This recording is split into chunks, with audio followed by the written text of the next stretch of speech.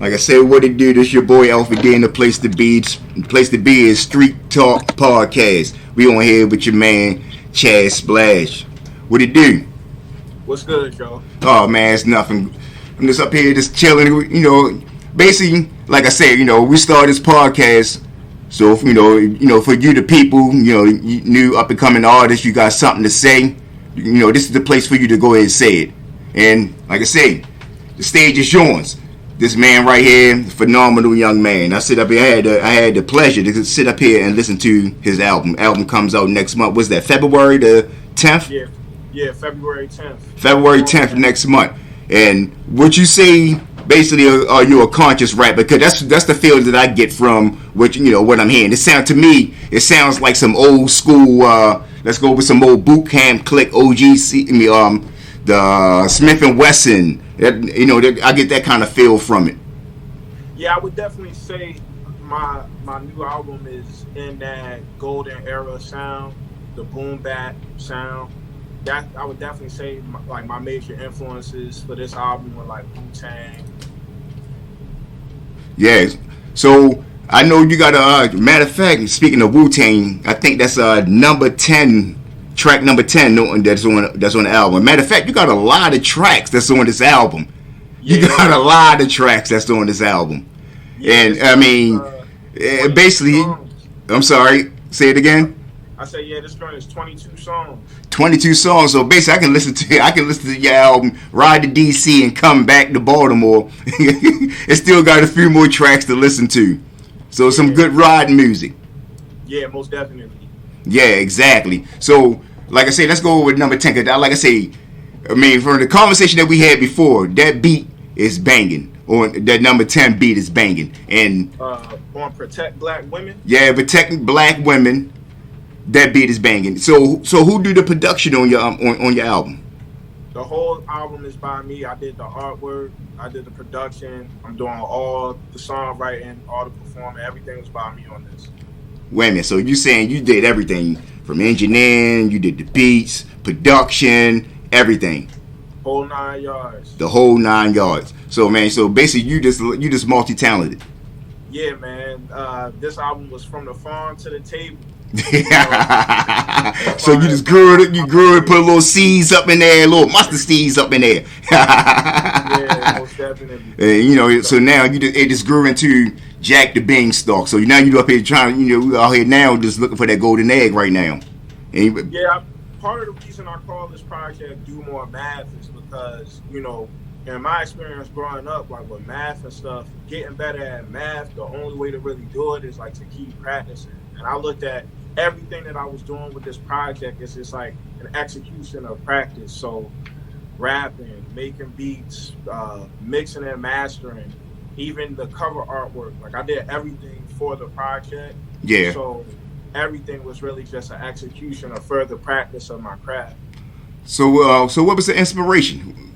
Because like I say, it's a lot of inspiration. You're doing some teaching right now, I'm listening to some things on there, and you talk about 10% nutrients and things like that. You sound like you're a vegan or something like that. I like veggies for real. I still eat meat though. I still eat burgers or whatever. But I have a lot of different influences for this album. Like my last project I released was in 2018. It was called Enjoy, and that was more so kind of like walking the line between like traditional golden era hip hop and like modern hip hop with like trap beats and stuff like that. But once the stuff happened with George Floyd, I don't know, like my whole mind just kind of shifted, and my thought process on what I wanted to listen to kind of changed. And I wasn't really into just like hearing people kind of talk about anything, and I was kind of tired of just always hearing like the same beat on every song. And at the time, I was just listening to Mad Wu-Tang, and I recognized, like, wow, it's been 30 years since this album came out, and it still sounds good. It still sounds fresh. So I wanted to make something that was real timeless, that explained my point of view in life. Exactly. And that's what I got from it, because you got a couple of songs on there, like, It Is What It Is. Yeah. So I kind of figured out, because like I said, I heard the music and everything. I kind of figured out what the inspiration behind that one. But what's the inspiration behind that one as well? Because that's another one right there. I actually listened to that twice. I listened to it riding over, going meet up with one of my buddies real fast, and then I sit up there and I'm listening to the car, wait for him to come outside. I say, you know what? Let me go rewind this track real quick, because I had to hear what you had to say real fast. But tell me a little bit about that song right there. Man, it is what it is. It's definitely like, I wanted to go further into that statement. I wanted to go further into that mentality and that emotion that happens when you just say it is what it is. Because you hear about all types of bad stuff happening to people, and just like stuff like the George Floyd thing, and any type of situations you hear about black people dealing with police and similar situations. We care about it, and then, eventually people kind of get desensitized, and you just get to a point where you're just like, it is what it is. Yeah, man. And that's sad, with in our community, because you can sit home, you could be outside, you can hear gunshots and everything, and it's like, oh damn, they shooting again. It's like you just numb to the fact, because they've been going on for so long. And that's a great, that's a great segue for exactly 400 years. And you said one line inside there. You said something about they talked about 9/11, but we've been going through this for 400 years, and you talking 9/11 every day for us. And what you mean by that? So that song, I was just like, I had just visited Stone Mountain in Georgia. I went hiking over there, and Stone Mountain is actually the site where the KKK was refounded. Yeah, exactly. And that just resonated with me, because I was just like, just thinking about different stuff that I see going on all the time, and I was like, the same way people act so appalled about 9/11, it's like black people and Native Americans have been going through 9/11 every day for 400 years. Exactly. I mean, and it's sad to say, you come from our community, you've been dealt with police brutality. This on the norm. You're just an average guy walking back and forth to work, going to school, anything like that. And because of they see us inside the community, because they're not actually a part of the community, they look at us as a threat. They only look at us as what they see on television. And It's like, me. All right, first time I ever went to Mexico, I seen an iguana. I had never in my life been around an iguana before, and I ain't even gonna lie. We got big ass rats here in Baltimore. I done been chased by dogs and everything, but a iguana about this big, whatever, ain't that big at all. And it scared me, because what I saw on television, we're like, okay, all right, this is a new creature. I've never seen this before. But like saying the same thing, like with them, not saying defending anything that anybody does, but I'm just saying that that's just like, you don't know what it is. You just dealt with, if we've been betrayed as creatures on television, you're gonna get treated accordingly. So I understand. Yeah. So basically, that right there in a nutshell is exactly. I think that's on how people, they get misconstrued, and when they say, police officers, they only doing not what they train, but they doing what a lot of times what they're saying on television. Because I had one of my best friends, anniversary just passed, Officer William Torbett. Was a police officer, great guy. Grew up with him as as we was kids, 14 years old, and he was murdered as a police officer by his own kind. So basically, it was a situation where as though they didn't know who he was, and so I mean, Lord forbid, things, uncertainty things happen or whatever. But the same thing, that's what happened with him. But let's not, get too far away from this, subject. You're here today. We want to talk about you and what's going on. So what's on your mind? Tell the people out here, let them know, who are you? What do what do you bring to the table? Because right now, you got a lot of rappers that's out here, and that's from the city, that's from Baltimore, that's that's making a little bit of noise out there. So what sets you aside from everybody else that's out there?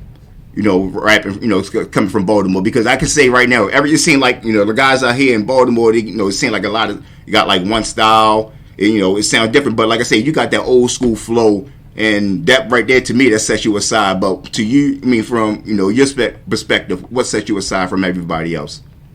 Well, I go by Chazz Splash. I just tell the truth. Like, I just keep it real with who I am. I grew up in Emerson Village, and I had the privilege of being able to, move out eventually and go get an education out in the county, and I took advantage of that.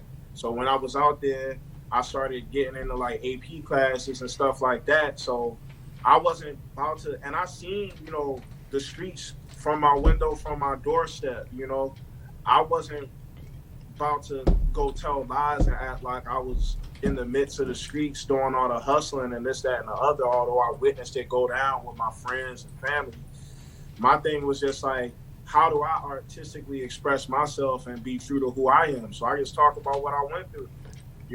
I experienced the streets tangentially, and I am a college graduate, a young black man in America with perspectives, ideas, opinions, and feelings that need representation. When I was growing up, I didn't hear a lot of rappers push into the mainstream that represented my perspective. Like I wanted to hear about people who were from the hood but didn't necessarily do the same old to just resorting to selling drugs. So I just want to be a light of positivity and positive influence to people who, you might be up in Emerson Village or Park Heights or any hood in America, but you want to find a different option other than just getting on the corner. Yeah, exactly. Like I say, me myself, bred 29, Emerson Village, all my life. I've been around the whole city, everywhere, and I didn't see, from witnessing a lot of crime and things like that, which witnesses a lot of my family members going in and out of jail, things like that. I always seen like I want to do something different for myself. So for me, I moved back in my neighborhood. I've been up in Emerson Village. I would say I don't even want to age myself, but I've been up there for a long time, over 40 years. So I done seen the ups, the downs, and everything. And this is one of the reasons why I started this, because I done came across a lot of young guys in this neighborhood that's actually not even just in Emerson Village, in Baltimore, Irvington, wherever 29, stretched to. And I came up and I met a lot of people, and nobody really have a platform on speaking or getting that word out there and things like that. So I say, let me go ahead and develop something where as though I can help my fellow brethren and my sisters go ahead and, speak their mind and help them, give them a platform on whatever they're doing, no matter what it is. If it's, entrepreneur, if you're, if you want, a community activist and things like that, this is the platform for you. So like I say, that's why I call it Streetz talk, because the streets do talk. And, I got my ear to it and I want to listen and I want to go help them speak. And with you, and I feel, I sit there and especially reading your bio and reading things on there that I never found, never heard before. And then another thing on your song, you said that basically about your dreams, and you want to pursue your dreams. And your dream is being an artist, being a rapper, producer, everything, all everything that, in the entertainment field. And you said that you stopped going to college. And that's not going to college. You stopped working. You had a real good job. You was actually building community wealth. Not actually community wealth, but you was actually building them. Engineering, building buildings. That's going to last for lifetimes and things like that. So you seen the ins and out of blue collar, white collar. So right now you want to be in the entertainment collar. So what made you stop from leaving a great career? Because you got a lot of people in the hood and things like that looked at you and probably like, man, I want to be where he is. He got a great job and everything. But then you say, I want to pursue my career in entertainment. So, why did you choose to go from one route to another route? Because there's a lot of people out here now that is working jobs that's saying, man, I don't want to be this job, but I want to be a singer, or I want to be a doctor, a lawyer, but this job right now is paying my bills. So what gave you that opportunity to take that leap of faith? Well, I started off with the foundation of having that degree, so I would always have something to fall back on with that engineering career. But I never looked at my career shift as being geared towards entertainment per se, as much as I'm gearing towards art. I remember when I was in first grade and they asked what you want to do when you grow up, I always said I wanted to be an artist. And I always originally envisioned that as me doing visual arts. And that's really where my foundation is. And, I would be at work and I would just be thinking about the art I'm going to create when I get home. I'll be thinking about that all day, and sometimes that would distract me at work. Sometimes I make a new song and be listening to it all day. And I was just going through things at work where I was just like, man, I don't know if I really want to go through this for 30 years. I don't know if I could really see myself sitting down and putting myself through this for 30 years and feel like I did the most with my opportunity. So I just took my fate into my own hands, and I said I'm going to leap out and become an entrepreneur and do things on my own and live my creed. So my thought process was, hey, I'm not even 30 yet. I got time. So I'm going to take this chance, and I'd rather be older and be like, yo, I took an L by taking this chance, than be older and say, I took an L by never taking the chance. Exactly. And I feel like with great risk comes great reward. So my thought process is really focused on getting W's. I look at this as I'm just chasing the W and I'm looking to win. You got people like Chazz who, got to the music industry younger, but really broke through mid-30s. So I do know that for some people it's a little longer of a process than others, but my whole thought process is just making a long-lasting career in something that I'm proud of and creating a legacy that I can pass down to future generations, whether it be my children or people that I impact. Exactly. And what's so crazy, that brings me to thinking about a story that I had, it came to a time in my life where as though, when I've had my daughter, I'm going to school, I say, all right, ever since I was a kid, I said, I want to be an electrical engineer or somewhere in that field, construction, things like that, done things like that for a while. So I got a job opportunity out of nowhere. Somebody gave me a piece of paper, signed up for it or whatever, out of nowhere. A couple of months later, I'm on my way going to a job interview.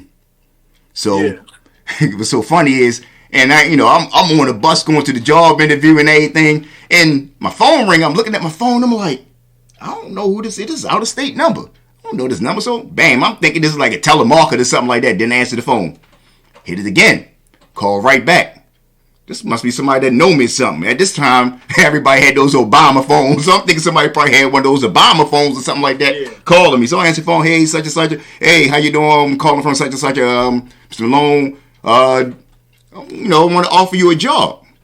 Offer me a job? Yeah. Yeah, such. You want to come in? Whatever. Come in, do the interview, whatever, get your job or whatever. Ding. Next stop. I'm going to a job interview to be a radio host on the internet a radio show that was just starting up. Basically, it was it was internship to start out on a radio show or whatever. And I'm like, that's something I probably wanted to do or whatever. I'm like, all right, I'll do it. Rung the bell. I say, you know what? I'm going with this. They talking about some good money. Good, I ain't got to do nothing. Good benefits and everything. So fast forward, make a long story short. Look what I'm doing now. Look where I'm at right now. Things right now with the quarantine and everything. A lot of people can't do no working and everything. Bless this thing. Still got a job and everything. But now this showed us that we got to start doing other things. We got to have entrepreneurships. We got to start. If we start, we want to sing, we want to act, we want to sew, we want to sell cakes, cookies, anything. They're showing us right now. This is the opportunity. This way, as though we got to step on up, because what's going on right now inside the government and everything else right now. If we not like Malcolm X said, this is the time we gotta strategize. We gotta come together with a plan because they out there fighting.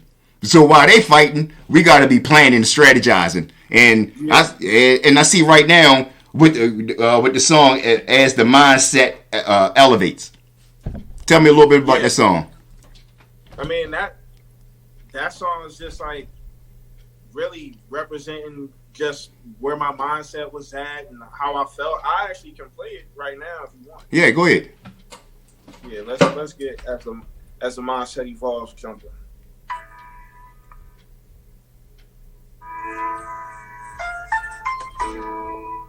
Can you hear it? Yep. As the mindset evolves, the seasons start to change. As the mindset evolves, and seasons start to change. As the mindset evolves, and seasons start to change. The tension is a car. I'm staying in my lane. As the mindset evolves, as the mindset evolves, as the mindset evolves, Intention is the car, I'm just staying in my lane. Learn not to move side to side, weaving through traffic. Drop decisions like it's over judgment and tragic. Staying in my lane, the outcome is understanding. Going where I'm planning, straight line gathering. Niggas playing hopscotch in transit, they camping. Why you telling lies in your raps, bro? You rambling. Shifty in the pockets, your QB scrambling. Number 8 in the open field, can you handle it? My accomplishments have never been to my astonishment. When I set a goal, my intention is to conquer it. Bogart and then go hard while I'm expanding it. Start up a fire and then I'm fanning it. Enjoying it fresh and then canning it. Faking food with cannabis. Measurements is accurate. The product extravagant. Middle fingers up to politicians trying to banish us. And kudos to the black folk who infiltrate the government. As the mindset evolves and seasons start to change, as the mindset evolves and seasons start to change, as the mindset evolves and seasons start to change. The intention is the car. I'm staying in my lane as the mindset evolves. As the mindset evolves. As the mindset evolves. That's a cool little sample of that song. Yeah, exactly. I like that one because it's a little mellow. It's a little like laid back. You know, if you do what you want to do, you know with your little not with your WBs. I don't want to say white boys, but if your little white boy roll back, you got your little cognac sipping and everything like that. That's what that's what you vibe to, something right there. But one thing, like I always talk about, what's that? The song with what's that? Number 10. Can you play that for us? You know, if you want.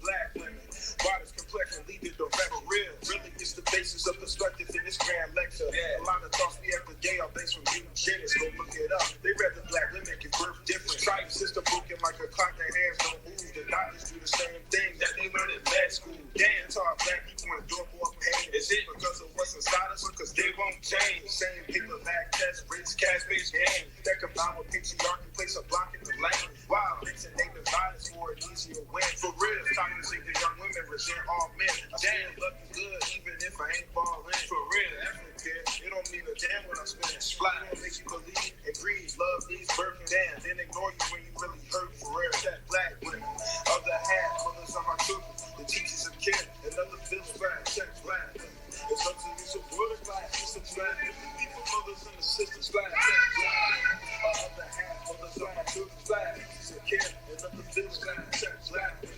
It's us against the world, black, sisters black, people, mothers and the sisters.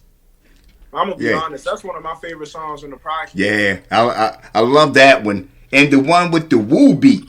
The one I say it got me like a old school woo beat. I think it wasn't Black Business Owner. I think it might was credit over. No, it was Do the Math. I love that one. It was Do the Math. I can sit up here and I can listen to this on the way to work, coming home from work. And just sitting there vibing. It's not like one of them albums where it's though, all right, I hear this on the radio all the time. All right, I hear that, hear this. Like, damn, there's nothing else on here.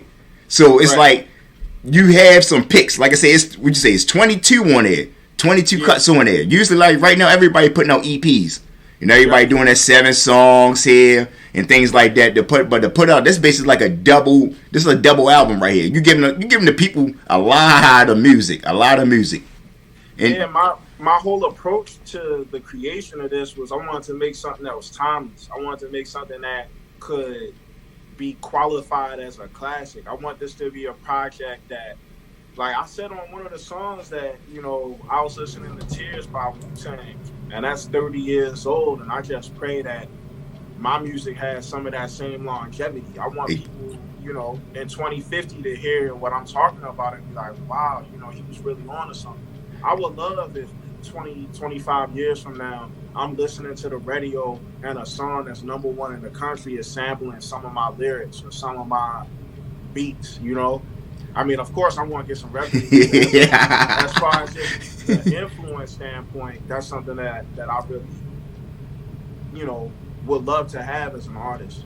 Exactly. And and basically with that saying with the black business owner, and that's what we need more right now because we don't have a lot of black business owners right now. And the neighborhood I'm in right now, and Mr. Jesse is the only black store owner that's in Emerson Village right now that won't let go. He won't let go of that store for nothing. To own the bus stop, and one of my favorite spots growing up as a kid was the barbershop up at Emerson Village. That barbershop right there, I've been in there. Like my mother will call up there and say, "Hey, look here, Shelton. Alfie on his way up there to go get a haircut." I'm like 5-6 years old. I'm cut through the back of the shopping center like I'm grown. Gonna get me a haircut. He's coming up there. Make sure you watch him. Give a haircut. Give him the little even Steven. Go ahead and whatever. And if you say give him a part, don't give him no part. I'm 40 years old now. I got a part in my head. I'm giving me a part. I got a part in my head. I love that barbershop. Yeah, and they closed down.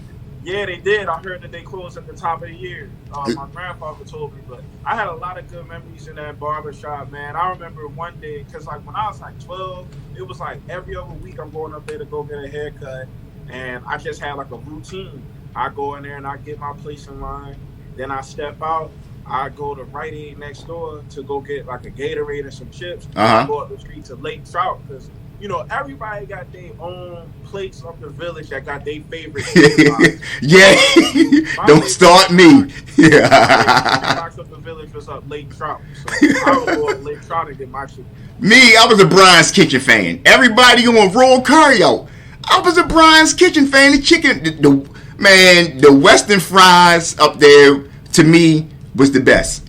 Okay. See, Royal Curry, when I came up, they didn't curry Western fries. All they had was the regular fries. They was the original people to me that came up with the chicken box is actually in the white box, $3.15. Because if you listen to this, don't pay no attention. But we cut out of school at Rodno Heights in elementary school, rolling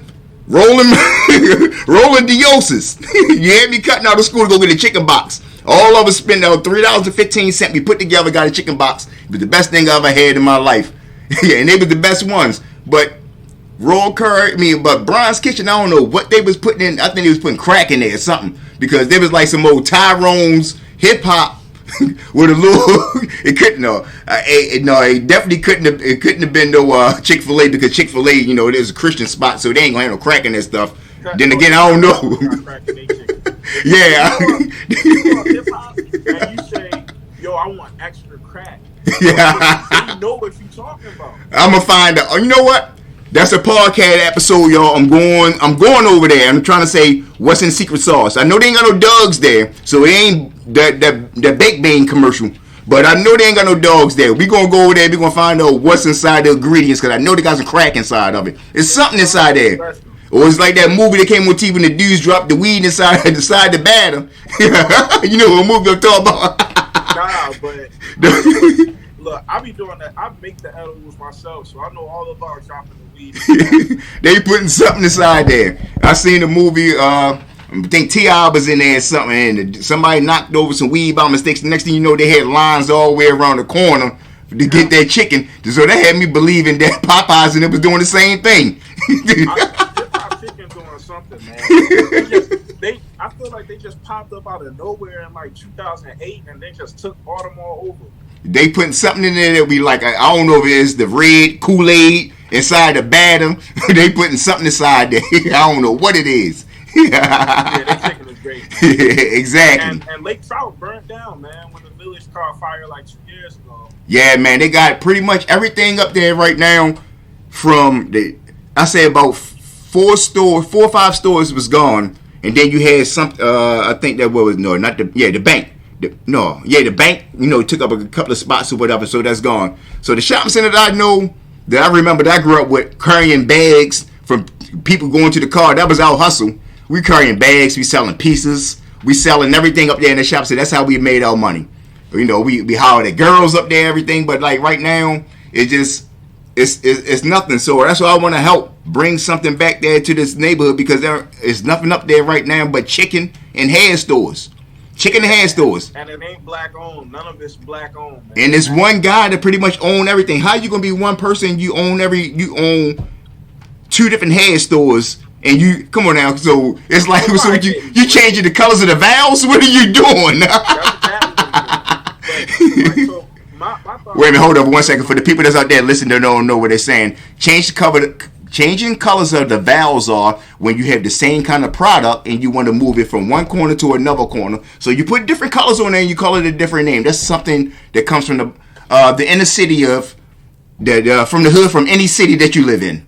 I'm not going to say what's inside of those things, but there's things inside there, and allegedly you say. Yeah, watch The Wire and you'll see what we're talking about.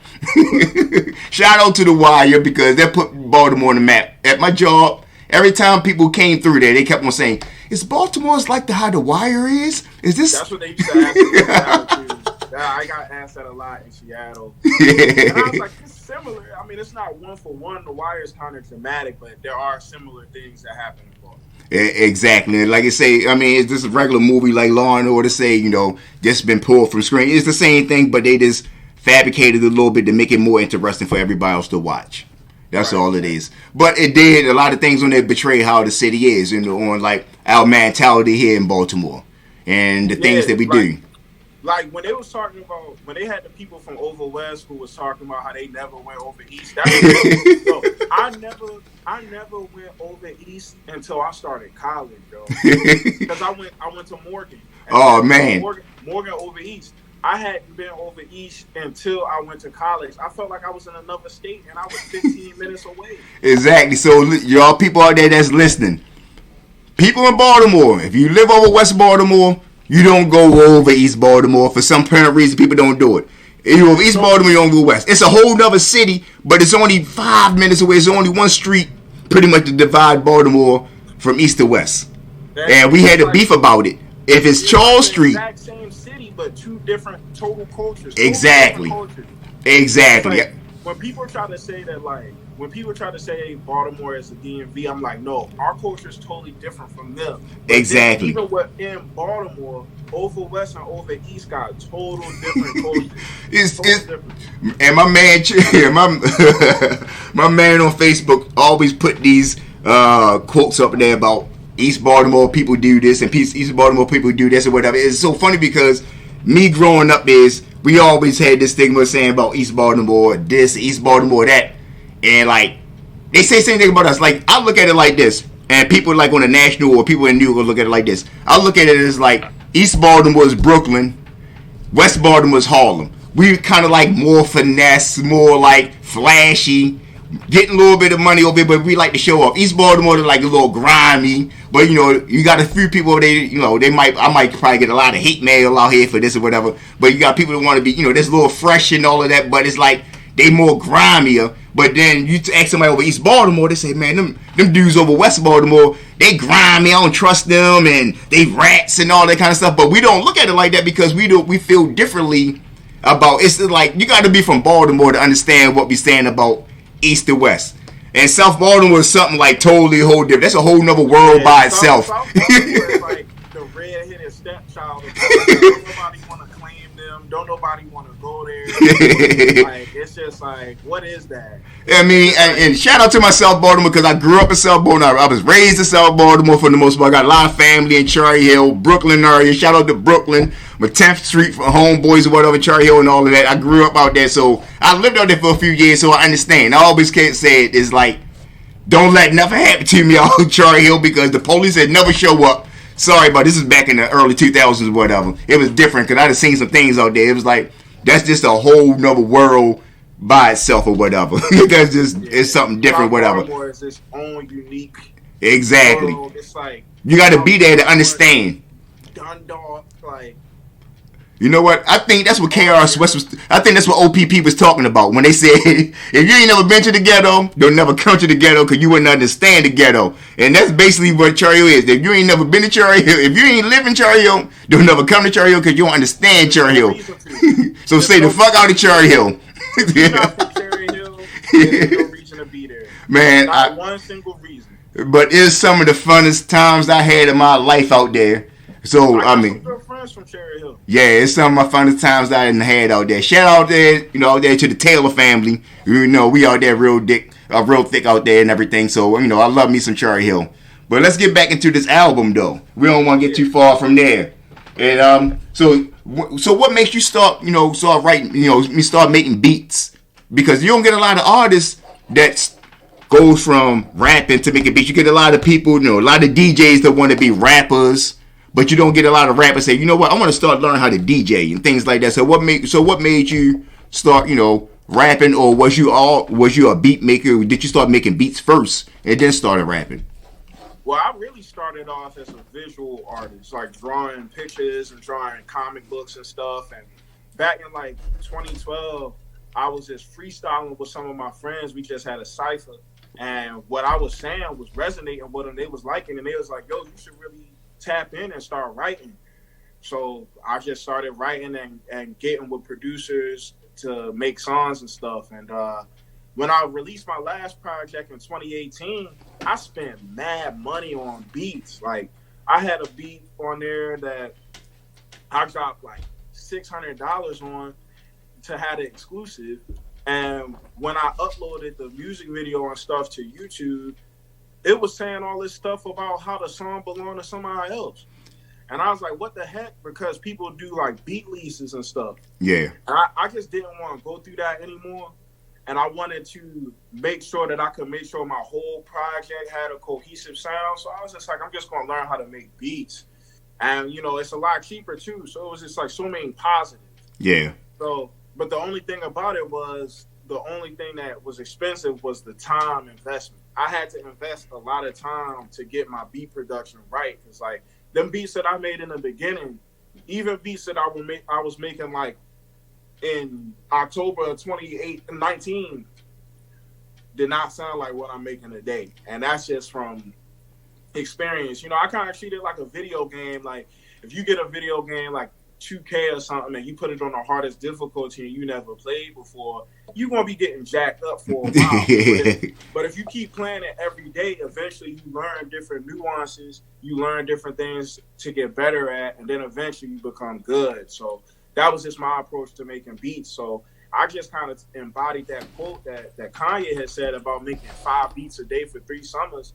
Between October 2019 and December of 2020, I had multiple weeks where I was making 12, 13, 14, 15 beats a day. I made over 400 beats over that year span, just working to get better. Studying all the time, just working to get better, to just get my sound right, just so I could, carve a lane for myself. Yep, that's personal growth. That's personal growth right there. Because you can't, like I tell my daughter all the time, she like to play basketball. She play ball and everything. So, and she don't like practice. Yeah, practice. We talking about practice. Yep, we talking about practice, and she don't like it. So I keep trying to tell you, you cannot, like, Steph Curry is not going to go out there and just we don't see too much talent where as though you can just come off the bench and just start shooting balls and you making threes and you just hot out there all day long. You're not going to see that all day long. You got to practice. Practice makes perfect. And that's the only way you got to do. So like you say, you seeing from your growth from 2018, you making your beats until like now, you feels like that, you never stop learning. But you feel like right now that you like, damn, I'm better than I was 2-3 years ago than I am right now. I could probably in 5 years, I'll probably be great. So like, years ago, 2015, 2016, 2017, I didn't know how to actually put in all the maneuvers myself to make beats and stuff. But because I used to play instruments growing up, I kind of knew somewhat how to arrange stuff. So I would just tell producers like, hey, yo, chop that up like this, or put that drum there, or I don't like the sound of that kick, use a different kick. I would tell them stuff like that. But, once I locked in and focused on doing that myself, I developed a whole greater skill set. And in addition to that, learning mixing and mastering, which is something I've really been studying since 2015. If you study mixing and mastering enough, that's going to teach you how to produce damn near. So studying both of them together really helped me. And, the combination of that and being an artist, I feel like that really accelerated my growth. And then having that background of that engineering degree, that really helped me have a leg up because the biggest takeaway from that degree was learning how to study and learning how to teach myself something fast. Because when I was in school and they telling me like, yo, you got to understand how to analyze a bridge, I'm like, what? So, you know, over a couple of weeks, I'd have to teach myself the subject. So, you know, with the music, I just keep treated the same way. And that's amazing because that's just cutting out the middleman. Why not? If you want to, if you, and that's a lesson learned right there for everyone else that's out there that's listening. When you go out here online buying these beats, there's a lot of people out there hungry. It's just like being on the streets. You got people out here that's out here on the streets, out here that's doing the same thing, that's grimy, that's just trying to make a quick buck. So you go out here, you go spend your money on these beats, and you're thinking like, oh man, this song right here, I've been working on this for the longest time. I think this is a song I'm gonna make it on. And then you come to find out for the license, you can't publish the video or the song or anything because someone else then sold the song to someone else. So that's a great lesson right there to let you know, you guys out there to know. It's out there, people. It's people grimy in the industry right now. So don't think because you made it from the, you know, you left the streets or whatever, and you're going to go out here and you want to be an artist and everything, that you ain't. There's not people out here that's going to try to, that's not going to try to take advantage of you. Just go back and look at all the old shows on a lot of people, a lot of kid stars that they've been taken advantage of. A lot of music industry people, big name people that they didn't start making money until 10, 15 years later. To one person, to like my favorite artist of all times, and not just saying like a lady artist, but one of my favorite artists. And when I first heard her on the radio as a kid, it like blew my mind. Was Roxanne Shante, and as you can see, she got taken advantage of. So, and she tell you every single day. And I mean, that's why I love her, because she tell you every single day, and that's what we here for, because we here to let people know. We trying to, anything that's educational, that's going to help our people, that you ain't going to get the information if you watch E.T., all these other shows and things like that still on television. They ain't going to tell you the ins and outs and everything. Like, we, you know, basically like this, we coming from nothing, but we trying to make something. So we trying to get back the jewels and letting everybody know on the way, look here, this is what I came across. This is what they going to do. This is what they trying to do to me and things like that. So that's a good thing for us to have this, you know, this platform like this for everybody else to go and see things like this, because I don't want to see no one else being, what's his name, Arnold from Different Strokes, and your family taking advantage of them, or you going to or like another TLC, things like that, people getting taken advantage of. That's why you got to be book smart. Not saying, you know, that you got to go to school and go to college and, you know, that's, you know, all good and everything, but you got to have to read. That's where everything is inside the books. You have to read. You gotta study. You gotta. It don't matter if you go to school or not, but if you not actively looking to learn things about whatever you're doing, whatever field you're in, you playing yourself. You gotta learn, because whatever you're not learning, there's somebody who you're competing with who is learning, and they're gonna put you in a compromising position in the future. Exactly. It's always someone that's working a little harder than you, and that goes back. Like I heard this saying that where as though. It's a lion every single day. Wake up looking to go catch a gazelle, and it's a gazelle every day that's looking to outrun a lion. So this gazelle trying to be the fastest gazelle that is out there in the world, and this lion out there looking for gazelles. He's trying to be the fastest gazelle out there in the world. I mean, fastest lion out there in the world. So what he got to do? This gazelle got to outrun this lion every single day. So. Make a long story short is, there's someone out there that's always working just as hard as you, if not as hard as you, even harder to try to catch you or pass you or try to eat you on the way going up. So that's what you have to do. You got to work harder. You got to work on your craft. You got to work on your craft. If you don't work on your craft, I mean, you can't be that arrogant and say that, look, I'm just a man. You know, you can't have that diva mentality. Yeah, and that kind of leads back to one of the questions you asked before about, like, why did I choose this career path? And really, I just thought about what's something that I want to spend thousands and thousands of hours of my life doing.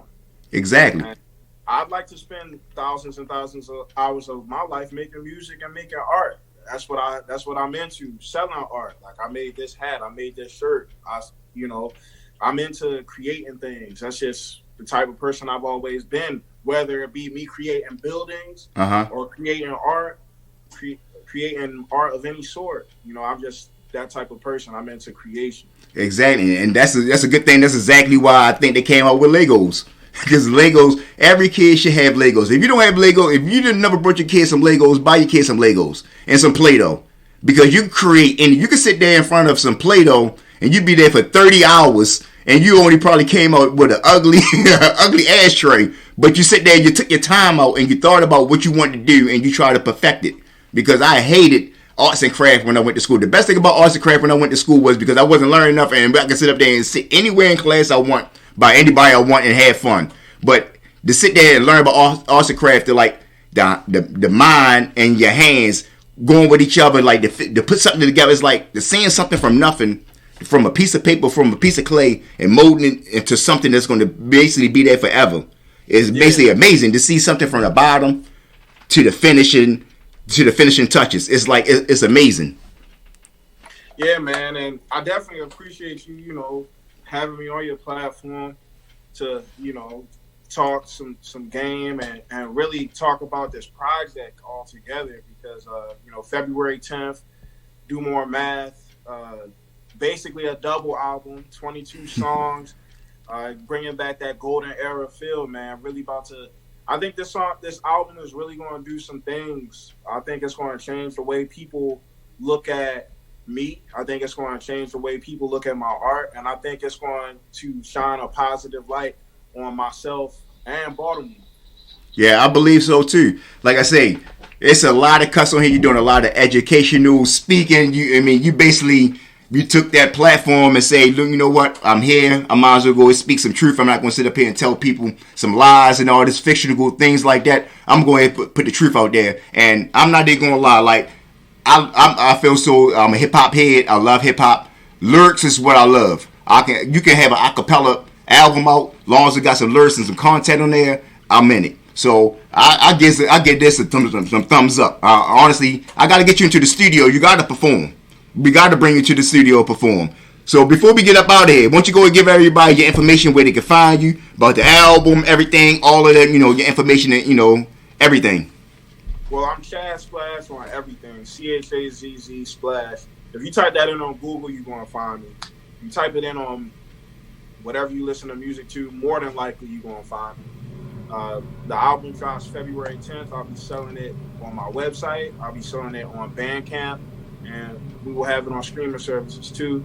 The album is called Do More Math. And I just want to end this interview by shouting out Alfie for this great time on this podcast. Appreciate it. Shouting out my Uncle Rock. He helped put this together.